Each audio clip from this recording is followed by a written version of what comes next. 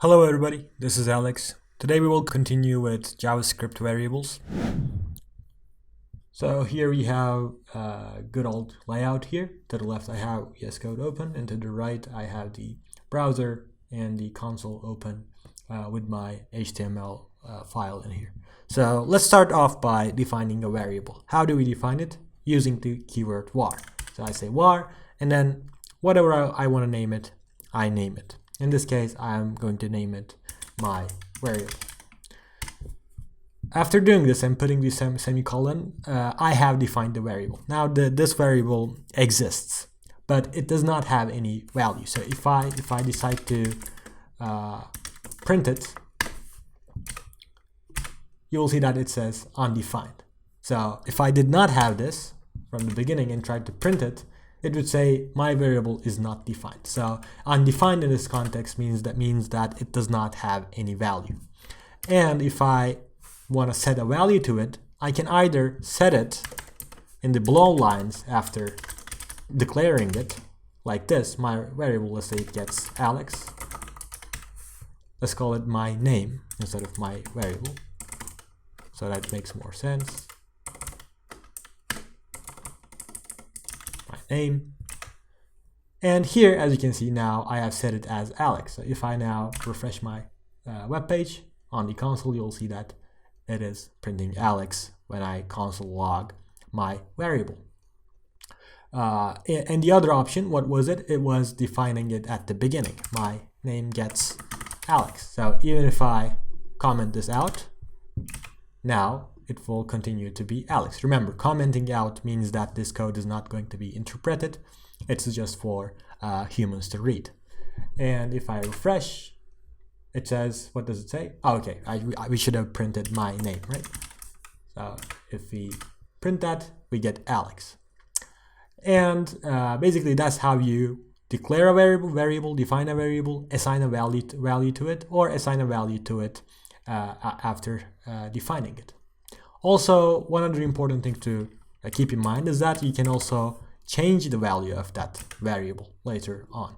For example, I want to call it Alonso. Let's put a capital A there. And if I set it as Alonso in a later line in my code, after I set it as Alonso and print it, it will print. Oh, oops, I said my variable there. I should have said my name. And it will print Alonso, as you can see. So that means that the variable, although it is still the same variable, I haven't declared it again using the var keyword. It's the same variable still, but its value has changed because that's what I have assigned. If I had printed in here, for example, before changing it, I changed it in here, but I printed before I changed it to Alonso. So it is Alex back then. If I refresh it like this, it will be Alex. So if I also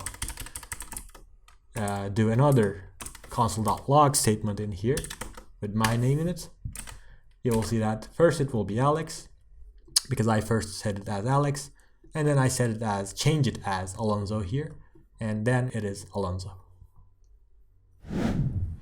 We will now see some examples of assigning values of variables to each other. Let's have a variable called x in here and assign the number 10 to it, and then let's have another variable called y and let's assign the number 5 to it. So in this situation, x is holding the value 10, so I also read it as x gets 10, so it got 10, and in here y gets 5, so it has 5 at this point in line 11 when interpreting it like a computer basically. So at this point, if I decide to set x, not set it, but say x gets y, interpret it like this, from right to left. So it will come here. It will see that it's on the right side of the assignment operator, and it sees a variable on the right side of the operator. As we are on the right side of the operator, it won't take y itself, the variable itself, but it will take the copy of its value, so it's 5. So it will interpret it as 5 at this point because we are at the right side of the assignment operator. On the left, we have x. It's a variable. That's what is expected. So 5 will be assigned to x. So if I console.log x at this point, what are we going to get? We are going to get 10, right? And if I console.log x at this point after assigning the value of y to it, y value of y, because that's something automatic JavaScript handles. It's on the right side of the assignment operator, so it automatically goes and picks up the value of y. And if after doing that assignment, assigning value of y to x, if I print x or console.log x, I will see that 5 is going to be value printed, as it is the value stored in x at that point. Let's get rid of all of this in here and see this getting executed. As you can see, we first got 10 because at the beginning, the value of x, I set it as 10. I had a y, which value was 5. At that point, x's value is 10, as I said it. After I set x's value as the value of y, which is 5, after I print x, I get 5. So this was to show you the difference between left side values and right side values. Right side values are copies and values. They are stuff like strings, numbers, and etc. The left side values are variables. The left side values are the buckets. The right side values are what you put inside the bucket, which are stuff like, which are data types basically.